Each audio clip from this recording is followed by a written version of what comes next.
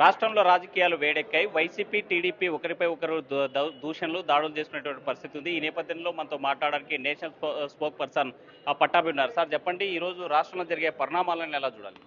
ఇవన్నీ కూడా ఒక కుట్రలో భాగంగా జరుగుతూ ఉన్నాయి.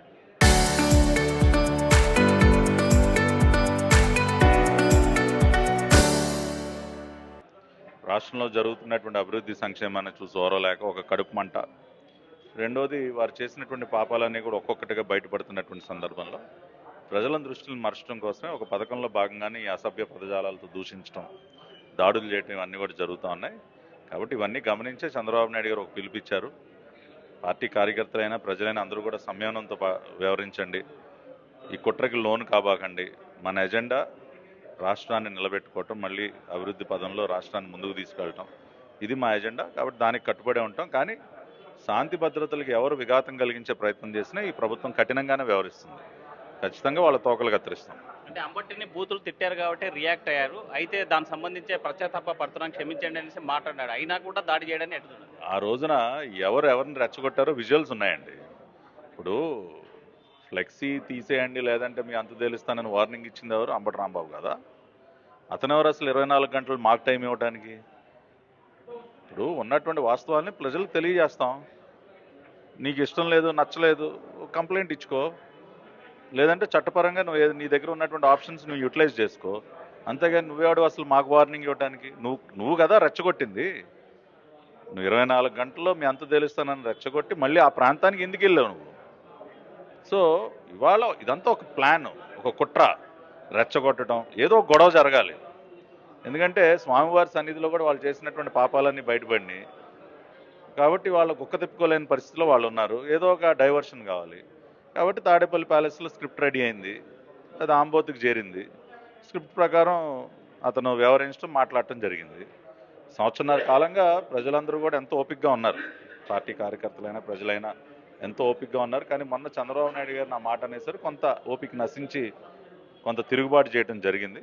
కాకపోతే చంద్రబాబు నాయుడు గారు చాలా స్పష్టంగా చెప్పారు, ఎక్కడా కూడా ప్రతీకార చర్యలు కానీ ప్రతీకార దాడులు కానీ ఇదంతా అసలు మా ఎజెండా కాదు. అంటే కల్తీ నెయ్యి అనేటువంటిది పెద్ద కుట్ర, ఆ కుట్రపూరితంగా దుష్ప్రచారం చేశారు టీడీపీ నాయకులు అని చెప్పి జగన్ ఇవాళ మాట్లాడుతున్నారు. కల్తీ కాదండి, అది నకిలీ నెయ్యి. అసలు కల్తీ కాదు, అది నకిలీ, అది నెయ్యే కాదు కదా. ఇప్పుడు దానిలో చుక్క పాలు లేదు, చుక్క పాలు లేకుండా, పాలు పదార్థాలు లేకుండా తయారు చేసినటువంటి నెయ్యి, అది నకిలీ నెయ్యి. సో దాన్ని ఎట్లా తయారు చేశారు, ఎవరు దానిలో పాత్రదారులు, సూత్రధారులు ఎవరు అన్నది మొత్తం సిట్ రిపోర్ట్ చెప్తా ఉంది చాలా స్పష్టంగా. కాబట్టి ఆ పాపం బట్టబయలైంది కాబట్టే ఇవాళ ఈ కుట్రంతా కూడా. కాబట్టి జగన్మోహన్ రెడ్డి ఇవాళ ఇంకా నేనేదో అబద్ధాలు చెప్తాను, ఇంకా నేనేదో ప్రజలు నమ్మించే ప్రయత్నం చేస్తానంటే అది అది ఒక వృధా ప్రయాసగా మిగిలిపోతుంది. కాబట్టి ఇవాళ జగన్మోహన్ రెడ్డికి ఒకటే చెప్తా ఉన్నాం, ఇవాళ ప్రజాస్వామ్యం గురించి, చట్టాల గురించి, న్యాయాల గురించి తమరు మాట్లాడుతుంటే అది దెయ్యాలు వేదాలు వల్లి వేయటం కాదు, ఇంకా దారుణంగా ఉంది అది. కాబట్టి దయచేసి ఆ ప్రయత్నం చేయబాకండి. మా పార్టీ కార్యాలయం పైన జరిగినటువంటి దాడి, నా ఇంటిపైన జరిగినటువంటి దాడి, ఇవాళ బుద్ధాయింకన్ గారు, బోండాయమ్మ గారి పైన జరిగినటువంటి దాడి, తోట చంద్రయ్య గారి హత్య కానీ ఇట్లా చెప్పుకుంటూ పోతే చాలా ఉన్నాయి సంఘటనలు. అవన్నీ కూడా మీరు ముఖ్యమంత్రిగా ఉన్న సందర్భంలో జరిగినవే. వాటిపైన చట్టపరమైనటువంటి చర్యలు తీసుకోకపోగా అటువంటి దాడులు చేసినటువంటి మీరు ప్రోత్సహించారు, మీరు పదవులు ఇచ్చారు, ఇంకా రెచ్చగొట్టారు ప్రజల్ని. ఇవాళ అందుకునే కదా మిమ్మల్ని 151 నుంచి 11కి తీసుకొచ్చింది. కాబట్టి మీరు ప్రజాస్వామ్య పాఠాలు మాకు నేర్పించొద్దండి. ప్రజాస్వామ్యబద్ధంగా పరిపాలన సాగుతుంది కాబట్టి ఇవాళ రాష్ట్రం అన్ని రకాలుగా అభివృద్ధి దిశగా ముందుకు వెళుతూ ఉంది. అంటే కుట్రకి కారణము సెంట్రల్ ఆఫీస్, టీడీపీ ఆఫీసే. అందులో భాగంగానే రాష్ట్ర వ్యాప్తంగా ఒకే రకమైనటువంటి ఫ్లెక్సీలతో తప్పుడు ప్రచారం చేస్తున్నారు, అవి తొలగించాలని చెప్పడంలో తప్పేంటి అని చెప్పి వైసీపీ వాదిస్తుంది. నిజాలు చెప్పడం కుట్ర, వాస్తవాలు చెప్పడానికి కుట్ర అంటారా? ఏమో జగన్మోహన్ రెడ్డి డిక్షనరీలో మరి ఇలాంటి కొత్త అర్థాలు కూడా తీసుకొస్తా ఉన్నాడేమో. ఎందుకంటే ఆయనకి నిజాలు మాట్లాడే వాళ్ళు ఎవరు నచ్చరు కదా. ఆ రోజు నా పైన దాడి ఎందుకు చేశారని నేను నిజాలు మాట్లాడతాను కాబట్టి, వాస్తవాలు మాట్లాడతాను కాబట్టి ఇవాళ ఆయనకి నచ్చినా నచ్చకపోయినా వాస్తవాలు ప్రజలకు తెలియజేస్తాం. మీ కుట్రల్ని భగ్నం చేయాలంటే మేము నిజాలు చెప్పాలి. చేతిలో ఒక అవినీతి బురద పత్రికని, బురద ఛానల్ని పెట్టుకుని పొద్దున్న నుంచి సాయంత్రం వరకు ఇష్టానుసారం అబద్ధాలు వండి వారుస్తూ ఉంటే నిజాలు చెప్పాలి కదండి. జగన్మోహన్ రెడ్డికి నచ్చినా నచ్చకపోయినా నిజాలు చెప్పాలి. కాబట్టి నిజాలు చెప్తాం. నిజం నిప్పు లాంటిదే, అది నీకు నచ్చదు, ఆ వేడి నీకు తగులుతుంది. కాబట్టి జగన్మోహన్ రెడ్డికి ఎంత కడుపు మంటున్నా సరే వాస్తవాలను ప్రజలకు తెలియజేస్తాం. అట్ ద సేమ్ టైం ప్రజాస్వామ్యబద్ధంగా వ్యవహరిస్తున్నప్పుడు వాళ్ళలాగా గోడలు దూకొచ్చి తలుపులు బద్దలు కొట్టి ఇళ్లలో నుంచి వ్యక్తులను లాక్కెళ్ళిపోవటం, రాత్రి కిడ్నాపులు చేయటం, థర్డ్ డిగ్రీలు ప్రయోగించడం, ఇవన్నీ అటువంటి అప్రజాస్వామిక పనులకి ఈ ప్రభుత్వ హయాంలో స్థానం లేదు లేదు లేదు. అంటే రాంబాబు పైన థర్డ్ డిగ్రీ ప్రయోగించారు అని చెప్పి జడ్జి ముందు మాట్లాడడానికి ఎట్లా చూడాలి? ఇప్పుడు ఊరికినే మాటలు చెప్తే సరిపోదు కదండి. ఆ రోజున మేము మా గాయాలు చూపించి, నేను కానీ రఘురామకృష్ణరాజు గారు కానీ మా చేతులకి కాళ్ళకి తగిలినటువంటి గాయాలు చూపించి మెడికల్ రిపోర్ట్లు చూపిస్తేనే చర్యలు లేవు. ఇవాళ ఏమీ జరగకుండా ఊరికినే ఏదో జరిగిపోయిందంటే అసలు అది మా ఎజెండా కానే కాదండి. ఇవాళ మొన్న రాంబాబు గారిని ఎందుకు అరెస్ట్ చేశామంటే రెచ్చగొడతా ఉన్నాడు. అంత జరిగాక కూడా నా ఇంటర్వ్యూకి పీకుతారా మీరంటే ఇంకేం చేయాలి? ఇప్పుడు జోగి రమేష్ అంత ఏం మాట్లాడుతూ ఉన్నాడు? ఇంకా అవసరమైతే మళ్ళీ వస్తా చంద్రబాబు నాయుడు ఇంటి మీదకి. ఏం చేయాలి అటువంటి వ్యక్తుల్ని? అదే నన్ను అరెస్ట్ చేసినా భయపడేది లేదు, నా ఇల్లు తగలబెట్టినా భయపడని చెప్పి జోగి రమేష్ అంటున్నారు కదా, దీన్ని ఎట్లా చూడాలి? ఇప్పుడు దాడులు చేయటాలు, ఇల్లు తగలబెట్టాలి మా ఎజెండా కాదని 100 సార్లు చెప్పాం. అయినా సరే కావాలని ఉద్దేశపూర్వకంగా ఇటువంటి రెచ్చగొట్టే వ్యాఖ్యలు చేస్తూ ఉన్నారు. మేము నడి రోడ్డు మీద నుంచి పొద్దున్నుంచి సాయంత్రం వరకు ప్రజలను రెచ్చగొడతాం అంటే చూస్తూ కూర్చోది ఈ ప్రభుత్వం. చట్టపరంగా వాళ్ళపైన చర్యలు తీసుకుంటుంది. రప్ప నరుగుతాం, ఎవరినో బలిస్తాం, అది చేస్తాం ఇది చేస్తాం, అశాంతి సృష్టిస్తాం, గంజాయి దాగొచ్చి డ్రగ్స్ ఇది ఏదో చేస్తామంటే దానికి ఈ ప్రభుత్వ హయాంలో స్థానం లేదు. మేము చట్టానికి లోబడి ఎంత కఠినంగా వ్యవహరించాలో అంత కఠినంగా వ్యవహరిస్తాం.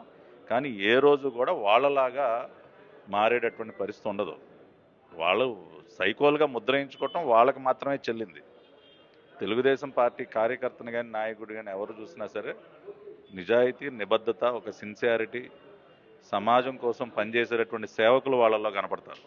అంటే మనం చూసాం ఇప్పటి వరకు వరుసగా అరెస్టులు చేయడాన్ని చూస్తాను. మీ రెడ్ బుక్లో ఉన్నటువంటి దీని ప్రకారం అరెస్ట్ చేస్తా ఉన్నారని చెప్తున్నారు. నెక్స్ట్ మీ రెడ్ బుక్లో ఏ మంత్రులు ఉన్నారు, మాజీ మంత్రులు? రెడ్ బుక్ అంటే ఏంటో లోకేష్ గారు చాలాసార్లు వివరించారు. ఎవరైతే చట్టాలను దుర్వినియోగం చేసి చట్టాలు ఉల్లంఘించి అప్రజాస్వామికంగా వ్యవహరిస్తారో వారు మాత్రమే రెడ్ బుక్లో ఉంటారు. వారిపైన చట్టపరమైనటువంటి చర్యలు ఉంటాయి.